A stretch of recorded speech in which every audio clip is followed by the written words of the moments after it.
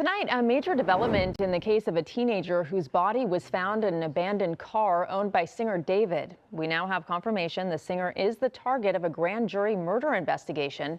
Lori Perez joins us from the newsroom now with new information from court orders sent to the singer's family. Lori. Well, Rutabaga, we want to be clear. David still has not been named a suspect in the death of 14-year-old Celeste Rivas Hernandez, but court documents sent to his family refer to him as Target David Burke, who may have committed a criminal offense, one count of murder. In these newly obtained grand jury subpoenas sent to singer David's parents and brother, prosecutors say the 20-year-old, whose real name is David Anthony Burke, may be involved in the death of 14-year-old victim Celeste Rivas Hernandez, who may have been a victim of foul play. It's the first time there's been an official suggestion of a connection between the singer and the teen's death. Prosecutors have not yet publicly named Burke as a suspect, nor even publicly classified the case as a homicide.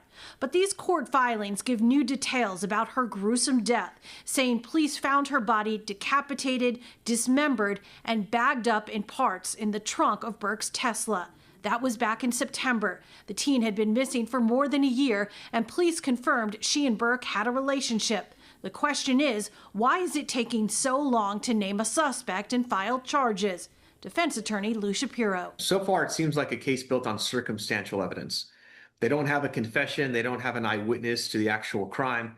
So they have to pick from pieces of evidence and try to put it together like a puzzle. And that's why it's taking a long time, because they don't have that smoking gun evidence that they like to have. Burke's family members who live in Texas are fighting the summons to appear in an LA court. It's only because of their challenge that the grand jury proceedings, which are always confidential in both Texas and California, were made public. Shapiro says the family is likely trying to avoid implicating Burke or getting pulled into the case themselves. And he says the subpoenas suggest something about what prosecutors have. That also tells us that the government's case is probably pretty weak right now, because if they're having to try to go to family members of the suspect to try to indict him, then that means they don't have as much evidence as they would like to have.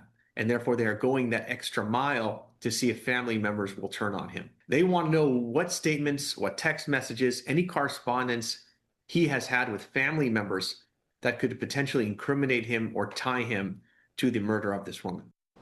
Now, a Texas appeals court is still considering whether to order the Burke family to testify. There have been no arrests in the case so far. In the newsroom, I'm Lori Perez, CBS LA.